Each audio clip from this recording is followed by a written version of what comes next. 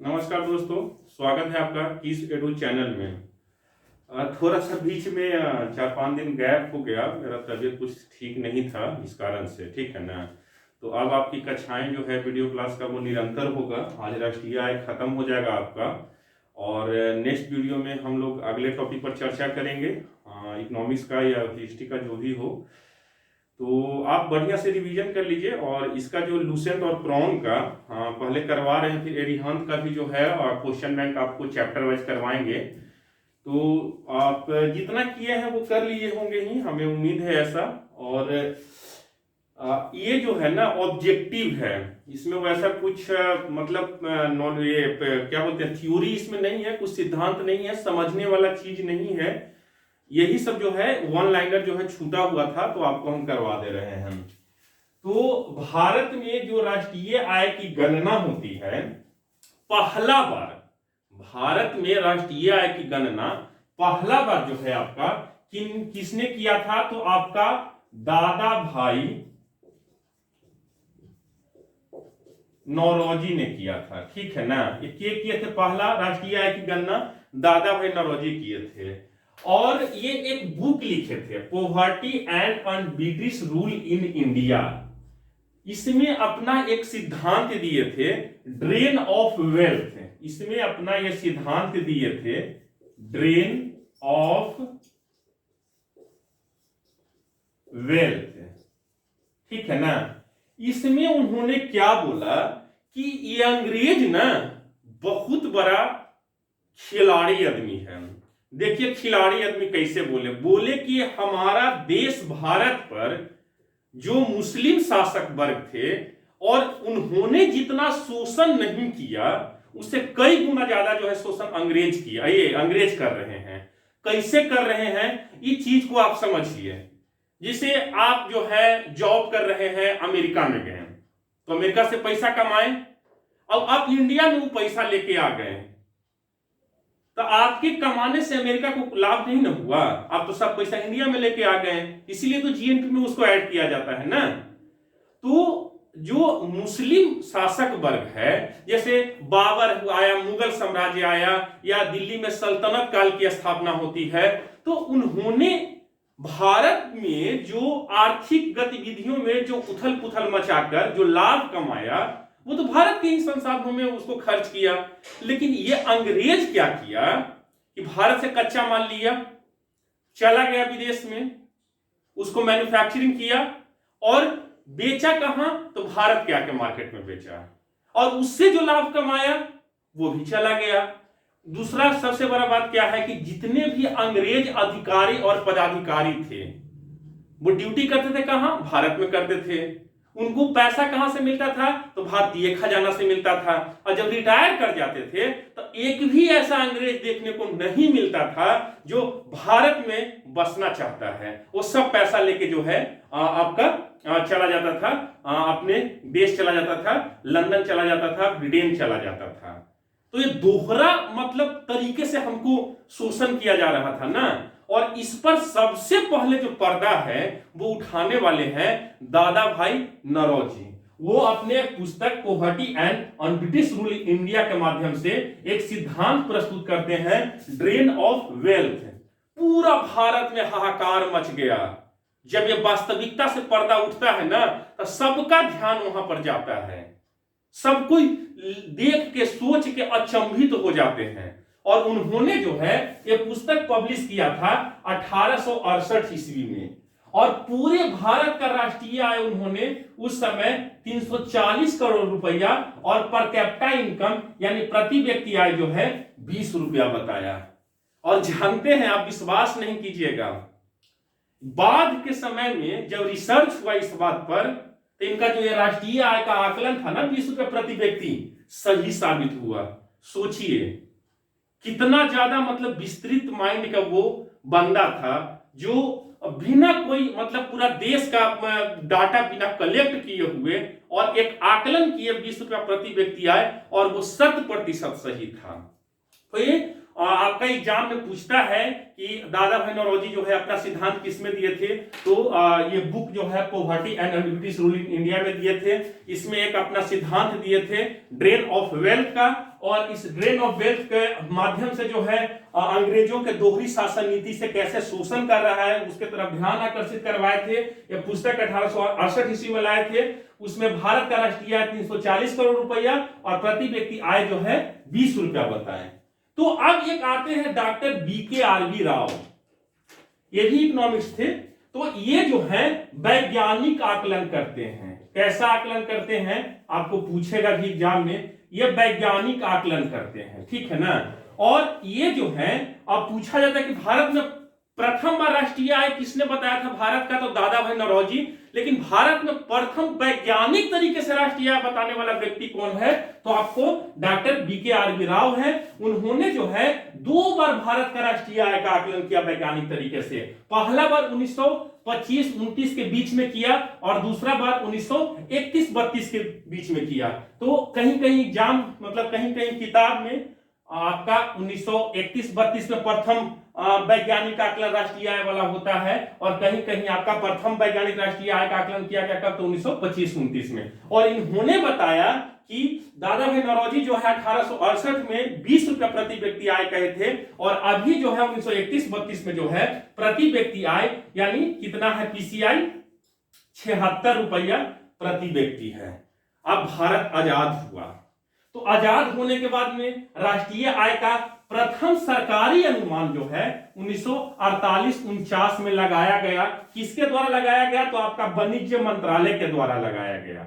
उसके बाद जो है स्वतंत्रता प्राप्ति के बाद भारत सरकार ने अगस्त 1949 में PC महालनोबिस की अध्यक्षता में एक नेशनल कमेटी का गठन किया।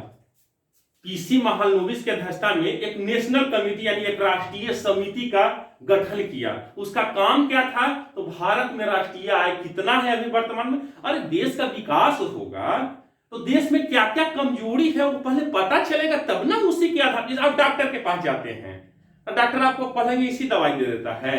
आपको बुखार है, सर्दी है, मलेरिया है कि कोरोना है, उसी के आधार पर दवाई देगा ना। तो ये जो है PC महालनोबिस के अध्यक्षता में अगस्त 1949 में एक कमेटी का स्थापना हुआ और इस कमेटी ने जो है अप्रैल 1951 में अपनी रिपोर्ट में यानी 1948-49 में देश का राष्ट्रीय आय जो है 8650 करोड़ रुपया बताया तथा प्रति व्यक्ति आय 246 रुपया बताया। ये डाटा याद रखिएगा, ठीक है। अभी अब वर्तमान का बात कर रहे हैं तो भारत में राष्ट्रीय आय का अनुमान जो है CSO के द्वारा किया जाता है। CSO मतलब सेंट्रल स्टैटिस्टिकल ऑर्गेनाइजेशन, तो इसके द्वारा किया जाता है जिसकी स्थापना जो है 2 मई 1951 को हुई थी। इसका मुख्यालय नई दिल्ली में है तथा एक अन्य शाखा कोलकाता में भी है। अब कोलकाता वाला शाखा का पता है क्या काम है, ये जो कोलकाता वाला जो शाखा है यहां से डाटा कलेक्ट किया जाता है। राष्ट्रीय आय संबंधी जो डाटा है वो कोलकाता शाखा ही इस पर कार्य करता है। उसके बाद CSO जो है 1956 से प्रत्येक वर्ष नेशनल अकाउंट स्टैटिस्टिक्स प्रकाशित करता है जिसे श्वेत पत्र भी कहा जाता है। मतलब जैसे मानव विकास सूचकांक हो गया या कोई रिपोर्ट प्रकाशित होता है ना, तो राष्ट्रीय आय संबंधित जो रिपोर्ट प्रकाशित होता है उसका नेशनल अकाउंट स्टैटिस्टिक्स उसका नाम है और इसे श्वेत पत्र भी कहा जाता है, व्हाइट पेपर, ठीक है। अब आगे चलते हैं। भारत में जो है राष्ट्रीय आय का आधार वर्ष जो है 7 बार परिवर्तित किया गया है। वर्तमान में आधार वर्ष 2011-12 है। आपको बोले थे ना कि राष्ट्रीय आय 2 प्रकार का होता है, एक मौद्रिक राष्ट्रीय आय होता है और एक वास्तविक राष्ट्रीय आय होता है। मौद्रिक राष्ट्रीय आय उसको कहते हैं कि आपका जो है वर्तमान कीमत पर अगर किसी देश का राष्ट्रीय आय निकाला जाता है तो उसको मौद्रिक राष्ट्रीय आय कहते हैं और कोई पार्टिकुलर आधार वर्ष के आधार पर अगर राष्ट्रीय आय निकाला जाता है तो उसको जो है वास्तविक राष्ट्रीय आय कहते हैं। तो ये जो वास्तविक राष्ट्रीय आय निकालने का जो आधार वर्ष है उसमें 7 बार जो है चेंजिंग किया गया है।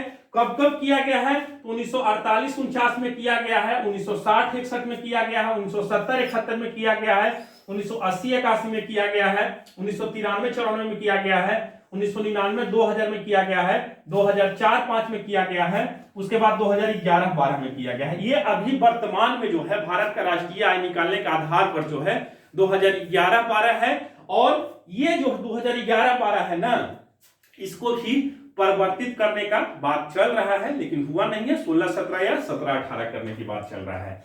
अब थोड़ा सा एक टर्म छूट गया था कि जैसे देखिए पर्यायवाची शब्द आप समझते होंगे ना, जैसे आग का क्या पर्यायवाची शब्द होता है, आग, अग्नि, अनल, ज्वाला, या ये सब है। तो जो शब्द होता है हिंदी का, और देखने में तो लगता है वृद्धि मतलब डेवलपमेंट, और समृद्धि मतलब ग्रोथ।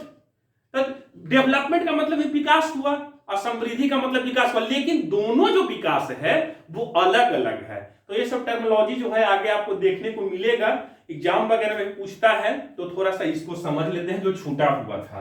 क्योंकि हम ये चाहते हैं ना कि अर्थव्यवस्था में कितनों घुस के क्वेश्चन पूछे, आप छोड़ के नहीं आइएगा, ठीक है। तो एक चीज और बता रहे हैं, थोड़ा सा वीडियो बनाते हैं तो जिस उद्देश्य से हम बना रहे हैं, आपसे एक चीज पूछते हैं, यूट्यूब पर ना कोई नहीं इकोनॉमिक्स बताता है, अरे बढ़िया बढ़िया के समझ में इकोनॉमिक्स नहीं आता है। हम आपका पूरा सिलेबस कवर करेंगे, तो आपसे भी उम्मीद करते हैं कि प्लीज मेरा वीडियो को जो है आप जो है उन बच्चों के पास में पहुंचाने का कार्य कीजिए जो महंगे शिक्षण लेने में जो है असमर्थ हैं, या जो भी कारण हो।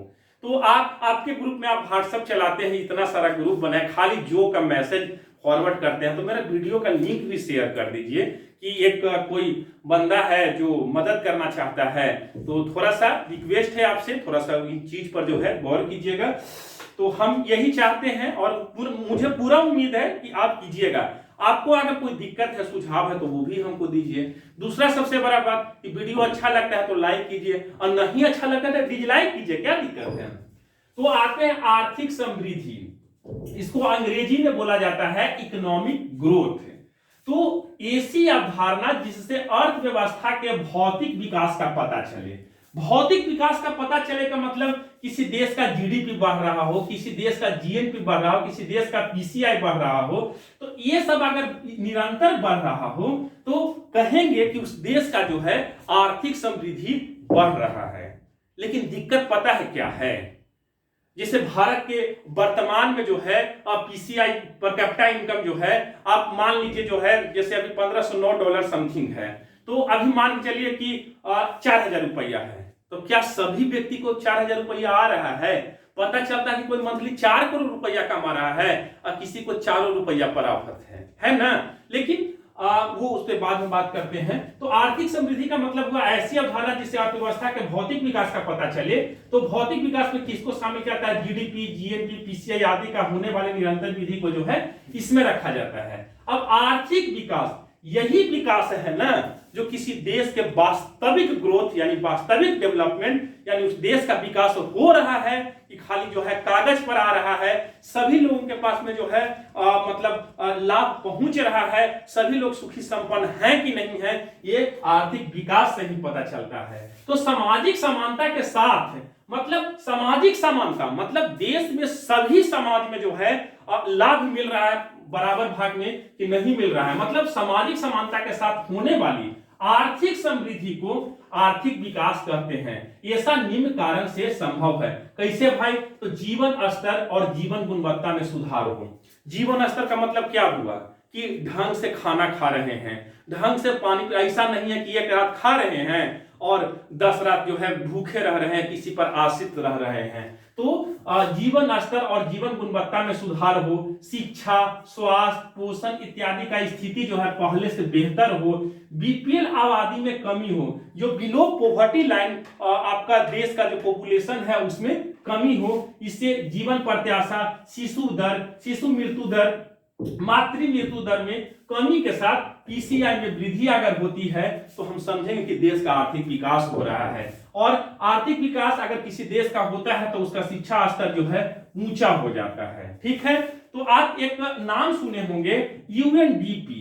ये यूएनडीपी का फुल फॉर्म होता है यूनाइटेड नेशंस डेवलपमेंट प्रोग्राम। तो ये जो है ना मानव विकास सूचकांक आपका जारी करता है। पूछा भी जाता है एचडीआई ह्यूमन डेवलपमेंट इंडेक्स, यानी अब मानव विकास सूचकांक यानी एचडीआई कौन जारी करता है, तो आपका यूएनडीपी जारी करता है। और यूएनडीपी ना ये जो मानव विकास सूचकांक जारी करता है उसमें जो है आर्थिक समृद्धि को उसमें वो जगह नहीं देता है। किसको जगह देता है, तो किसी देश के आर्थिक विकास को जगह देता है। क्यों देता है अभी हम आपको समझाए हैं। तो आर्थिक विकास को जगह देता है और उसमें जो है 3 बातों का वो मुख्य रूप से जो है ख्याल करता है। उस देश का जीवन प्रत्याशा कैसा है, उस देश का पीसीआई कैसा है और उस देश का जो है साक्षरता दर कैसा है। ठीक है, तो 2020 में यानी ये करंट में आने वाले क्वेश्चन में पूछ सकता है कि 2020 के मानव विकास सूचकांक के आधार पर भारत जो है 189 देश की सूची में 131वां स्थान पर है। मतलब यूएनडीपी जो है 2020 में जो है मानव विकास सूचकांक जारी किया है, उसने जो है 189 देशों में जो है भारत को 131वां स्थान पर रखा है, जो पिछली बार जो है आपका 129वां स्थान पर था। यानी भारत का स्थिति पिछले साल यानी 2019 के मानव विकास सूचकांक से जो है ज्यादा खराब हो गया है, यानी वो जो है 2 अंक जो है खिसक गया है। अब पढ़ते हैं समावेशी विकास। इस समावेशी विकास किसको कहते हैं, आर्थिक समृद्धि और आर्थिक विकास को समझ गए। समावेशी विकास का मतलब होता है कि विकास की प्रक्रिया में सबकी भागीदारी सुनिश्चित करना ही जो है समावेशी विकास कहलाता है। मतलब क्या हुआ कि इसके तहत शहर के साथ गांव का भी विकास हो। ऐसा नहीं कि खाली शहर का विकास हो, कुशल के साथ अकुशल का भी विकास हो। मतलब जो ट्रेंड है, जो ट्रेंड श्रमिक है उसका भी विकास हो और जो अनट्रेंड श्रमिक है उसका। आप पूछिएगा कि अनट्रेंड का कैसे विकास होगा, तो उसको भी ट्रेंड कर दिया जाएगा। यानी कुशल के साथ अकुशल, श्रमिक उद्योग के साथ जो है कृषि, और बाद अगले राज्य के साथ जो है पिछड़े राज्य, अर्थात सभी राज्यों का विकास पर अगर बल दिया जाता है तो वो समावेशी विकास कहलाएगा। आपका जो पंचवर्षीय योजना, हालांकि पंचवर्षीय योजना को जो है आपका योजना आयोग की जगह पे नीति आयोग हो गया है। इसका अलग से एक वीडियो बनाएंगे, नीति आयोग कैसे काम करता है, योजना आयोग कैसे काम करता है, वर्तमान में जो है नीति आयोग अपने मंसूबे में कामयाब हुआ है कि नहीं हुआ है, उसकी विस्तृत चर्चा हम लोग करेंगे। तो 11वीं और 12वीं पंचवर्षीय योजना का प्रमुख उद्देश्य समावेशी विकास ही था। ये क्वेश्चन पूछता भी है। अब आते हैं सतत विकास। सतत विकास, सस्टेनेबल डेवलपमेंट, ये किसको कहते हैं भाई, तो लगातार चलने वाले विकास की वह प्रक्रिया जिसमें संसाधनों का विवेक सहमत उपयोग हो, ताकि विकास की वर्तमान प्रक्रिया को प्रभावित किए बिना भविष्य में भी संसाधनों का उपलब्धता सुनिश्चित हो। अर्थात पारिस्थितिकी तंत्र के संतुलन के साथ किए जाने वाले आर्थिक विकास को आप सतत विकास कहेंगे। मतलब क्या हुआ कि कोई देश है, आप जो है जंगल काट दिए और वहां पर घर बना दिए, कचरे का विकास हो गया। लेकिन समस्या ये हो गया कि आप जंगल काट दिए तो आप जो प्राकृतिक संतुलन है उसको बिगाड़ दिए ना। तो मतलब संसाधनों का विवेक पूर्ण दोहन, जैसे मान लीजिए कोयला निकाल लिए कहीं से और उसको छोड़ दिए, बाद में पता क्या चलेगा कि ओजापरी के जो ऊपर मकान बना हुआ था नीचे दब गया है ना। तो संसाधनों का हम दोहन करेंगे लेकिन विवेकपूर्ण दोहन करेंगे। हम पेड़ काट के जो है मकान बनाएंगे, लेकिन एक पेड़ अगर काटते हैं तो उसके जगह पर 10 पेड़ भी लगाएंगे, ताकि जो है जलवायु परिवर्तन जो हो रहा है, ग्लोबल वार्मिंग हो रहा है, इसके खतरा को दूर किया जाए। तो अब हम लोग शॉर्ट में समझते हैं। आर्थिक समृद्धि मतलब हम समझ गए थे ना, आर्थिक समृद्धि मतलब किसी देश का जीडीपी, जीएनपी इत्यादि बढ़ता हो। तो अगर आर्थिक समृद्धि में जो है समानतापूर्ण वितरण मतलब सभी तक आर्थिक समृद्धि पहुंच रहा है तो उसी को ना कहते हैं आर्थिक विकास। और आर्थिक समृद्धि जो है अगर सतत विकास मतलब लगातार आर्थिक समृद्धि हो रहा है तो उसी को ना कहते हैं समावेशी विकास। और आर्थिक समृद्धि में अगर संसाधनों का विवेकपूर्ण सहमत प्रयोग अगर होता है तो उसी को कहते हैं सतत विकास यानी सस्टेनेबल डेवलपमेंट। तो मिलते हैं आपसे अगले वीडियो में। नमस्ते, जय हिंद।